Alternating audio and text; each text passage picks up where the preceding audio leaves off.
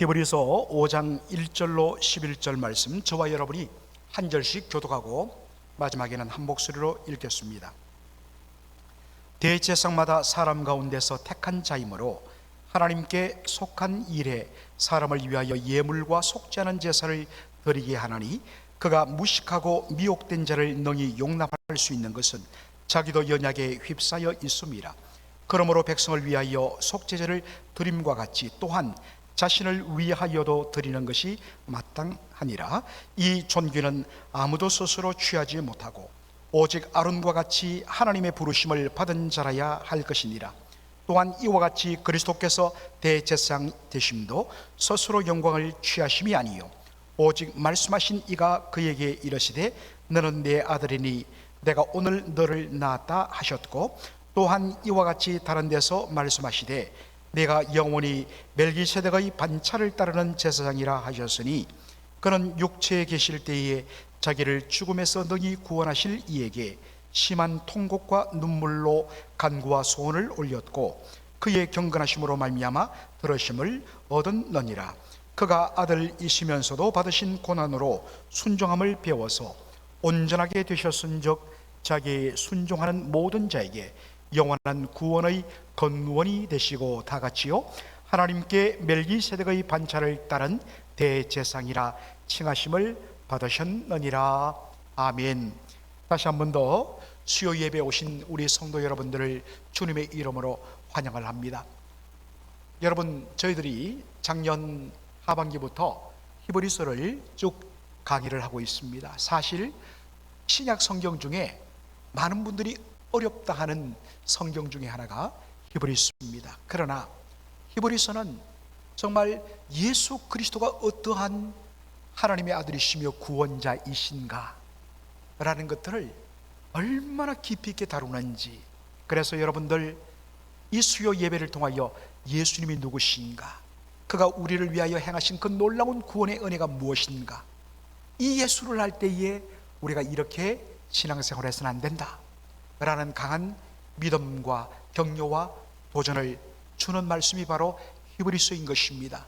어떤 의미에서 오늘 우리에게 참으로 필요한 말씀이 아닐 수 없습니다. 오늘 저는 히브리서 5장 1절로 10절을 본문으로 고난으로 순종을 배우심이라는 제목으로 말씀을 전하기를 원합니다.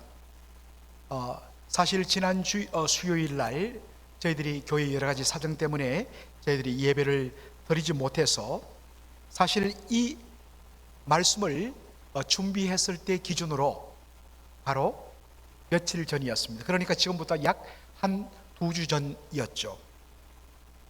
한 뉴스가 제 눈길을 사로잡았습니다. 태국의 한 여인이 시장에 가서 이 조개를 한 바구니 사왔습니다. 그래서 솥에 넣어서 삶아서, 그래서 하나씩 까서 이 태국 사람들 그 고유의 그 피시 소스에 간을 해서 이렇게 찍어 먹는데, 갑자기 뭔가 입에 딱 걸리는 것이 발견되었습니다. 느껴졌습니다. 그래서 이게 뭐지? 혹시 돌을 씹었나 하고 뱉었더니 세상에 이런 조그마한 후설이 하나 나왔습니다. 오렌지 색깔의 바로 진주였습니다. 저것이 진주 중에서도, 자연산 진주 중에서도 가장 희귀하다는 오렌지 멜로 진주라는 것입니다. 여러분, 저 요만한 알 하나, 이 오렌지 멜로 진주의 가격이 얼마인 줄 아십니까? 25만 달러입니다. 25만 불입니다. 그러므로 여러분들 내일부터 열심히 H마트든지 또 미국 마켓에 가서 하루에 정말 한 꾸러미씩 여러분들 조개를 사서 한번 삶아 잡숴 보십시오. 혹시라도 여러분들 저러한 행운을 얻을지 모르는 것입니다. 진주 목걸이 한번 가격을 비교해 봤어요.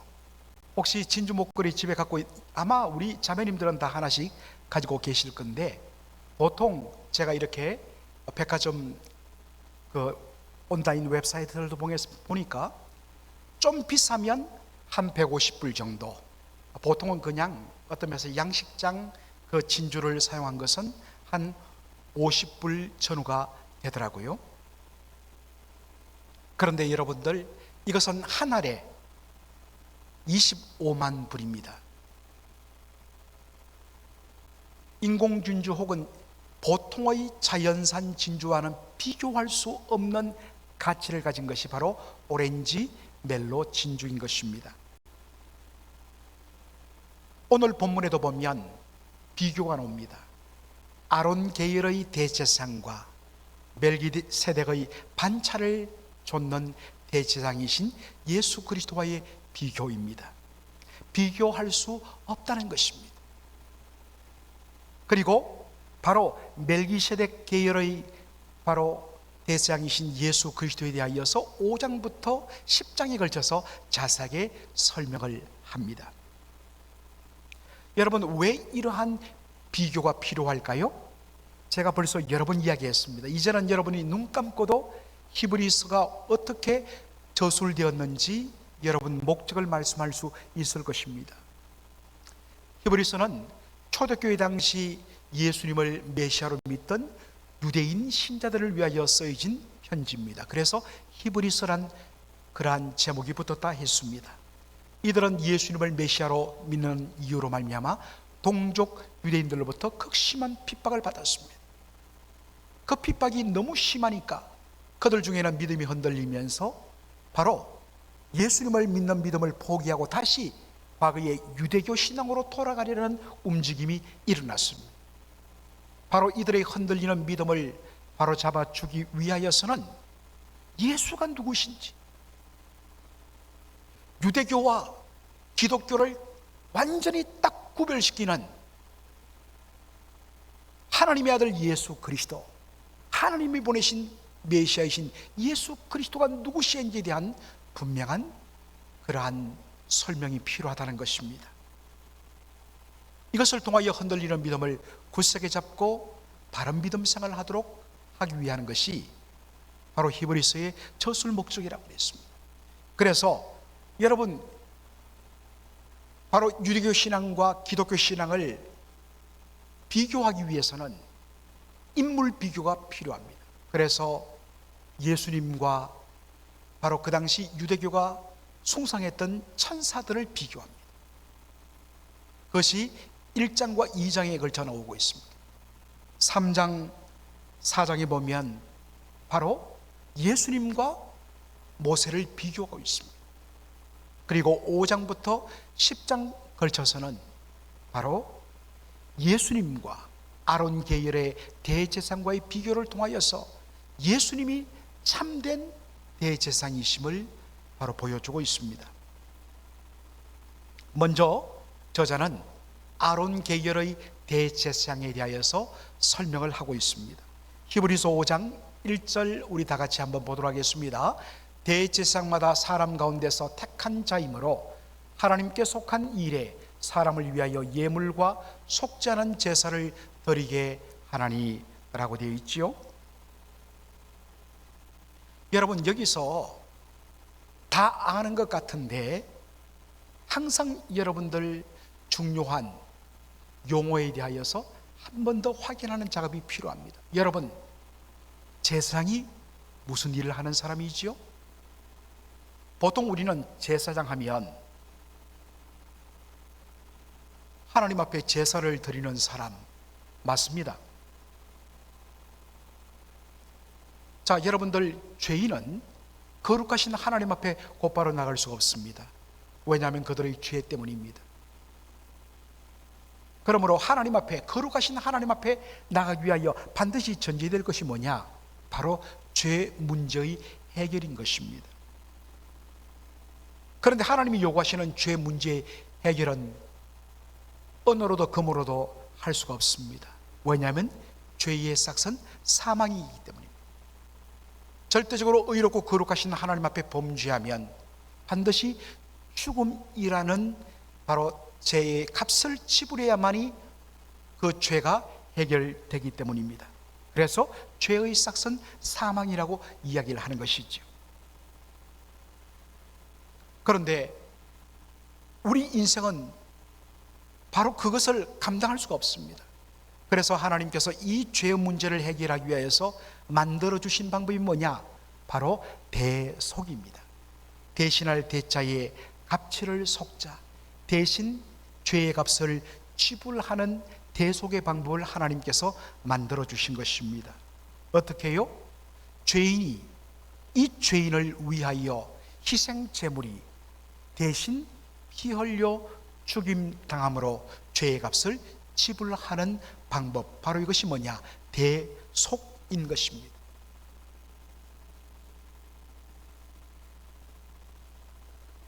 그러기 위해서 희생제물은 반드시 피 흘려 죽어야 했습니다. 여러분, 우리가 예수님의 피로, 예수님의 보혈이 우리의 죄를 깨끗하게 속죄했다라고 이야기했죠. 여러분, 예수님의 피가 우리를 속죄할까요? 예수님의 피가 우리를 깨끗하게 죄를 씻을까요? 어떻게 피가 죄를 씻습니까? 자, 여러분, 이 피란 말의 의미를 우리는 알아야 합니다. 나중에도 오겠지만 히브리인들에게 있어서 피는 생명이라 했습니다. 그래서 레위기 바로 7장과 17장에 보면 바로 사람의 생명은 피에 있나니 라고 말씀을 합니다. 그러므로 사람이 피를 흘린다는 것, 이것은 뭐냐면 생명이 빠져나간다는 것이고, 이것은 죽음을 뜻합니다. 그러므로 예수님께서 우리를 위하여 피 흘리셨다, 그 피로 말미암아 우리가 죄의 용서함을 받았다라는 말은 뭐냐? 예수님께서 우리 대신, 우리의 죄값을 그분이 대신 죽으심으로 죄의 값을 다 지불함으로 우리의 모든 죄값이 지불되고 우리가 속죄함을 받았다, 죄사함을 받았다라는 의미가 되는 것입니다. 바로 그 죄인을 대신하여 희생제물을 가지고 그의 피를 가지고 하나님 앞에 나가는 자가 제사장입니다. 수많은 제사장 중에서도 대제사장, chief priest는 1년에 단 한 차례 이스라엘 백성들의 죄를 대신 지고 죽임당한 그 희생제물의 피를 가지고 성소의 휘장을 열고 지성소로 들어가서 거기에 피를 뿌림으로 말미암아 하나님께서 이스라엘 백성들의 죄를 다 용서해 주는 그 일을 하는 사람이 대제사장입니다. 자, 그런데 5장 1절에 보니까 이 대제사장마다 누구 가운데서 택함 받았다고요? 사람 가운데 택했다라고 했습니다. 사람 가운데서 택했다라는 말은 뭐겠습니까? 대제사장도 다른 사람과 구별함 없이 그들도 연약한 죄인이라는 말인 것입니다. 여러분, 하나님께서 첫 번째 대제사장으로 누구를 택하셨지요? 바로 모세의 형인 아론을 택했습니다. 그런데 여러분, 출애굽기 32장 보면 아론이 어떤 일을 합니까? 모세가 시내산에 십계명 두 돌판을 받기 위하여 올라갔을 때에 시간이 지나도 내려오지 않자 어떡하지요? 백성들을 선동하여 금부치를 모아다가 그것을 가지고 금송아지 우상을 만들어 숭배하게 만들었던 주동자가 바로 아론이었습니다. 너무나도 허물 많은 죄인에 불과한 아론을 하나님께서 대제사장으로 택하셨습니다. 그래서 대제사장마다 사람 가운데서 택한 자라라는 말이 나옵니다. 왜 하나님께서 사람 가운데서 다른 사람과 똑같은 인생 중에서 바로 대제사장을 택하시는가? 5장 2절이 그것을 보여줍니다. 그가 무식하고 미혹된 자를 능히 용납할 수 있는 것은 자기도 뭐에 휩싸여 있음이라? 연약에 휩싸여 있습니다. 대제사장도 어떤 의미에서는 정말 기름 부어서 거룩한 바로 그러한 직분을 받고 그가 대제사장 복장을 입어서 거룩하게 보일 뿐이지 그 속은 사람들과 다를 바가 없다는 것입니다. 그도 연약에 휩싸인 한 죄인에 불과합니다. 바로 그것 때문에 무지하고 미혹된 자들을 능히 용납할 수 있고, 바로 그것 때문에 그들을 위하여 자신의 일처럼 받아들이며 바로 죄인들을 위하여 하나님 앞에 속죄 제사를 드릴 수가 있는 것입니다. 바로 이것 때문에 하나님께서는 아론 계열의 대제사장을 사람들 가운데서 택했다는 것입니다. 아무런 흠이 없고 정말 완벽하게 갖춘 인물을 택한 것이 아니었습니다. 만약에 그리 되면 어떻습니까? 범죄한 사람들을 보러볼 때마다 내가 왜 저 사람들을 위해서 하나님 앞에 기도하며 왜 저 사람들을 위하여 하나님 앞에 용서를 구하는 희생제사를 드려야 된단 말인가? 그런 마음을 갖지 않겠습니까? 자신이 죄인이기 때문에, 자신도 연약하기 때문에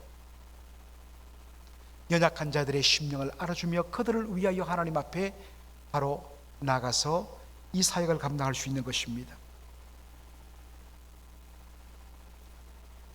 또한 오늘 본문에 보면 이 아론 계열의 대제사장이 연약함을 보여주는 또 하나의 증거가 무엇입니까? 자, 3절 보십시오. 그러므로 백성을 위하여 속죄제를 드림과 같이 또한 자기를 위하여도 드리는 것이 마땅하니라. 아론 계열의 대제사장은 백성들을 위하여 하나님 앞에 희생제물을 가지고 나오기 전에 먼저 자신의 죄를 위하여 죽임당한 바로 수송아지의 피를 가지고 하나님 앞에 나와서 죄사함을 받고, 그런 다음에 이스라엘 백성 전체를 위하여 죽임당한 수염소의 피를 가지고 지성소의 휘장을 열고 하나님 앞에 나가 그 피를 드림으로 백성들의 죄를 용서받게 했다는 것입니다. 자기 자신의 죄 문제를 해결하지 않고는 다른 사람의 죄 문제를 해결할 수 없는 것이 아론 계열 대제사장의 한계였다는 것입니다. 이것이 출애굽기라든지 레위기에서 잘 보여주고 있습니다. 오늘 이 말씀을 보면서 꼭 어떤 의미에서는 우리가 대제사장이라는 그 적용으로 우리 하지 않을지라도 한 가지 우리의 삶 속에서 어떤 의미에서 우리가 다른 사람들을 용납하지 못하고 다른 사람들의 허물과 연약함을 품지 못하는 이유가 어디 있을까 하는 것을 한번 생각해 봅니다. 물론 상대방을 바라볼 때 야, 예수 믿는다고 하면서 저거밖에 안 되나? 어이없는 모습들을 많이 보죠. 그런데 그 순간에 안타까움 가운데 그들을 품으며 그들의 영혼을 긍휼히 여기며 하나님 앞에 기도하지 못하는, 단순히 비판하고 안 돼 라고 내치는 근본 원인은 뭐냐? 자기 자신도 거룩하신 하나님 앞에서 얼마나 연약하며 얼마나 부족한 죄인인 것을 제대로 맛보지 못하기 때문에 그렇습니다. 자신도 너무나 허물 많고 부족한데 하나님께서 긍휼히 여기셔서 오늘까지 기다려주시고 참아주시고 품어주심으로 그래도 이 모양 이 정도로 내가 서게 되었다. 자신이 하나님 앞에 얼마나 연약한 자인 줄 아는 자는 하나님 앞에 겸손하게 됩니다. 다른 사람들의 영혼을 품어주게 되는 것입니다.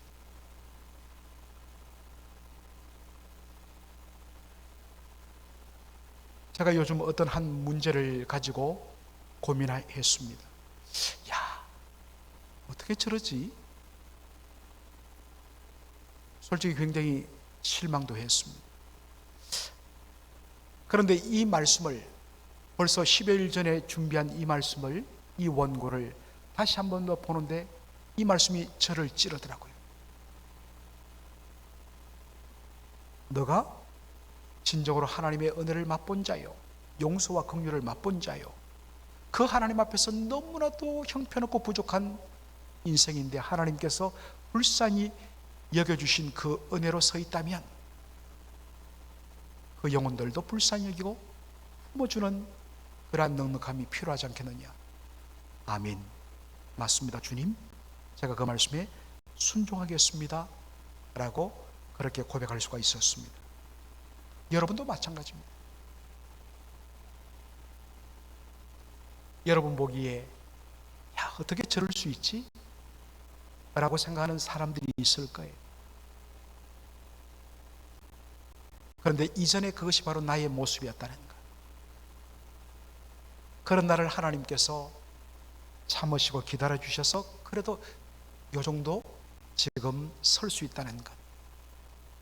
그 은혜를 기억할 때에 우리는 연약한 자들을 넉넉하게 품을 수 있다는 사실입니다. 이것이 아론 계열의 대제사장의 모습입니다.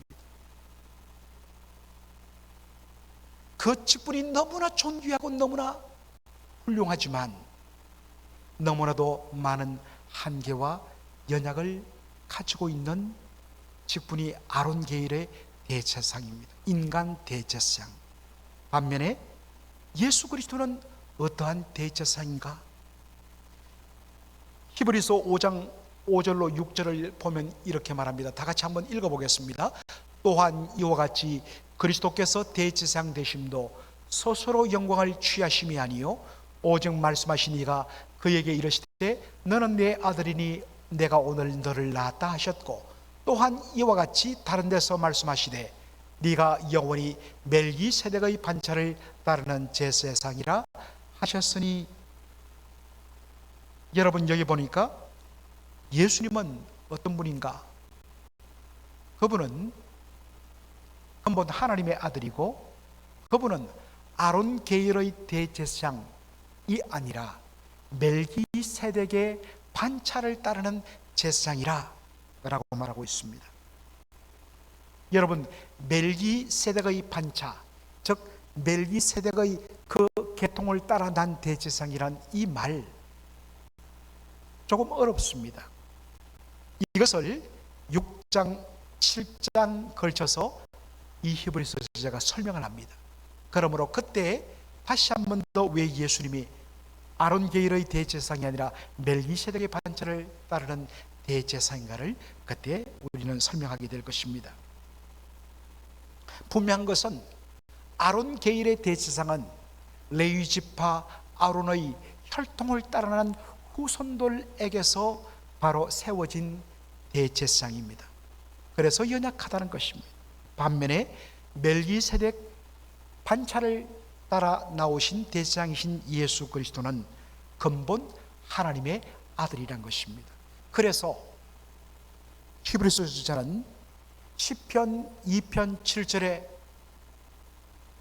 너는 내 아들이니 내가 오늘 너를 낳았다 하셨고 라는 이 말씀을 인용합니다. 하나님께서 예수님에게 말하기를 너는 내 아들이니 오늘 내가 너를 낳았다. 오늘 내가 너를 낳았다는 것을 현대 영어 성경은 바로 오늘 너는 하나님의 아들 되었다 라는 말로 번역을 합니다. 왜 그럴까요? 자, 여러분 우리는 보통 제가 여러 번 설명합니다만 낳았다, 엄마가 낳았다 했을 때 우리는 뭡니까? 일정한 기간 동안 만 9개월 동안 바로 태중의 아이를 담았다가 때가 참에 진동이 이루어지면서 산도를 통하여서 바로 이 새 생명을 바깥으로 세상에 태어나게 낳는 것, 이것을 우리는 떠올립니다. 그런데 히브리적인 개념의 낳는다 라는 말은 출산의 과정을 떠올리는 개념이 아닙니다. 여러분, 개가 새끼를 낳으면 뭐가 됩니까? 강아지가 되지요. 바로 어미개와 아비개와 똑같은 속성을 가진, 개의 속성을 가진 똑같은 강아지가 되는 것입니다. 이게 낳았다의 의미입니다. 사람이 자식을 낳으면 어떻습니까? 그 부모와 똑같은 인성을 가진, 똑같은 본성을 가진 인격체인 사람이 바로 존재하게 된다는 것입니다. 낳았다는 의미가 바로 그런 의미입니다. 그러므로 하나님께서 하나님의 아들 예수님을 낳으셨다라는 말, 이것은 자꾸만 우리는 출산의 과정을 떠올려요. 그게 아니라 낳았다란 말은 뭐냐? 예수님은 성부 하나님과 똑같은 본질을 가진 참 하나님, 아버지 하나님과 동등하신 하나님이시다. 이게 뭐냐면 하나님께서 아들 예수를 낳았다. 그러므로 예수님은 하나님의 아들이다 라는 말입니다. 여러분 이해되시죠? 이거 잘 이해돼야 됩니다. 오늘 내가 너를 낳았다. 그래서 영어 성경은 바로 너는 나의 아들이 되었다 라는 말입니다. 아들이 되었다란 말은 아버지와 동등한 인격체라는 뜻입니다. 예수님은 근본 하나님의 아들, 성부 하나님과 신적인 본질이 동등하신 참 하나님이라는 말입니다. 그러면 하나님의 아들이신 예수님께서 자신의 대제사장직을 수행하는 방법은 무엇인가? 바로 자신의 몸을 희생제물로 우리의 죄의 값을 다 지불하는 하나님의 어린 양으로 속죄제물로 자신을 드려서 우리의 모든 죄값을 다 대신 지불함으로 죄의 값을 해결하는 그러한 분이란 말입니다. 예수님께서는 십자가에서 그 모든 것을 온전히 이루셨습니다. 그 부분을 히브리서 5장 7절로 9절은 이렇게 소개합니다. 그는 육체에 계실 때 자기를 죽음에서 능히 구원하실 이에게 심한 통곡과 눈물로 간구와 소원을 올렸고 그의 경건하심으로 말미암아 들으심을 얻었느니라. 그가 아들이시면서도 받으신 고난으로 순종함을 배워서 온전하게 되셨은즉 자기에게 순종하는 모든 자에게 영원한 구원의 근원이 되시고 라고 말합니다. 참 말씀 하나하나가 의미가 있습니다. 예수님이 육신 가운데 계실 때 하나님께 심한 통곡과 눈물로 간구와 소원을 올렸다라고 했습니다. 그 결과로 그의 경건하심, 여기에 경건하다는 말은 하나님을 경외함으로, 하나님을 사랑함으로 인하여 하나님께서 그의 기도를 들으셨다는 것입니다. 구체적으로 이것은 예수님께서 십자가를 앞두고 겟세마네 동산에서 밤새워 했던 기도를 바로 연결짓고 있습니다.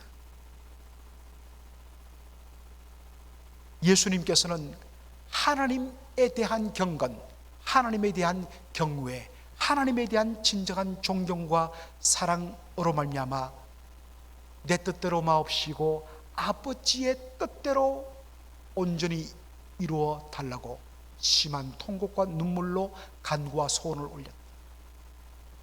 예수님의 소원은 내 뜻을 응답해 주십시오라는 소원이 아니었습니다. 아버지를 경외하기 때문에 참된 경건이란 것은 하나님 사랑입니다. 참 저 사람 경건합니다. 말씀 많이 봅니다. 저 사람 참 기도 많이 해요. 참 저 사람 모습 보면 거룩해요. 물론 그것이 하나의 어떤 겉모습일 수 있지만 경건의 본질은요, 여호와 하나님에 대한 경외입니다. 그리고 그것은 내 뜻대로 마옵시고 아버지의 뜻대로 하옵소서, 아버지의 소원이 이루어지게 해달라는 것이 자신의 소원이 되는 것, 이게 진정한 경건입니다.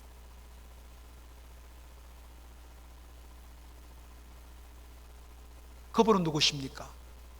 그가 아들이시면서도 우리 한글 성경에는 이렇게 되어 있는데 영어 성경은 although he was a son,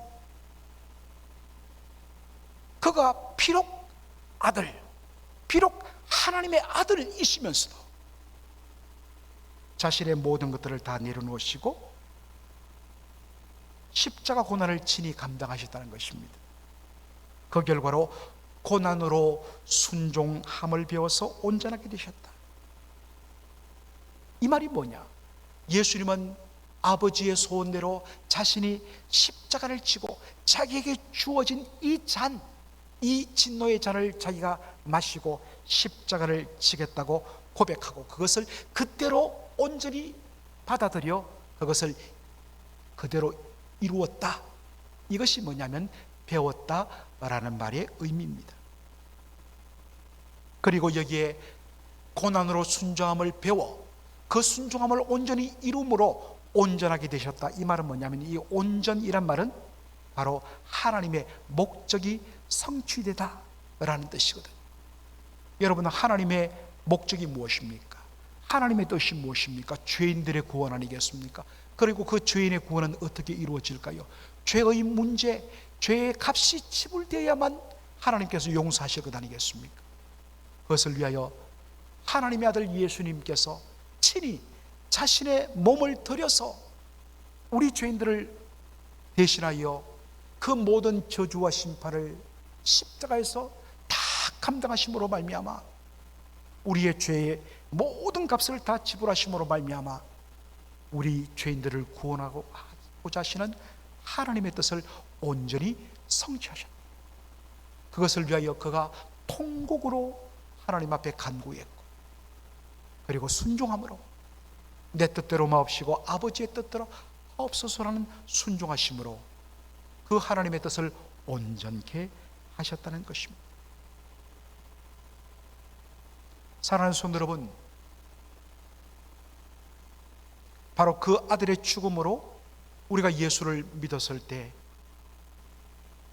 우리는 하나님의 자녀라는 놀라운 신분을 얻게 됩니다. 하나님의 아들이란 이 신분은 놀라운 특권이면서 동시에 뭡니까? 의무가 되는 것이죠. 하나님의 친아들 되신 예수 그리스도, 그분께서 온전히 하나님을 경외함으로 철두철미하게 자신을 처복종시키며 순종함으로 하나님의 뜻을 온전케 하셨던 것처럼 이제는 하나님의 자녀로서 저와 여러분이 하나님을 경외하고 하나님을 온전히 영화롭게 하는 삶, 바로 십자가를 지는 삶, 자기를 부인하는 삶, 그 삶을 통하여 하나님을 영화롭게 하며 하나님의 뜻을 온전케 하는 그 일을 감당하는 하나님의 자녀의 삶을 감당해야 된다는 것입니다. 이것이 예수 믿는 것입니다.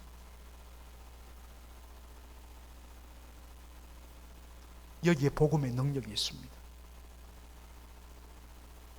우리 한 사람 한 사람이 하나님의 아들의 삶을 살고 하나님의 자녀의 삶을 사는 것, 이것이 진짜 복음의 능력을 세상 속에 드러내 보여주는 기독교가 기독교 되는 일인 줄로 믿습니다.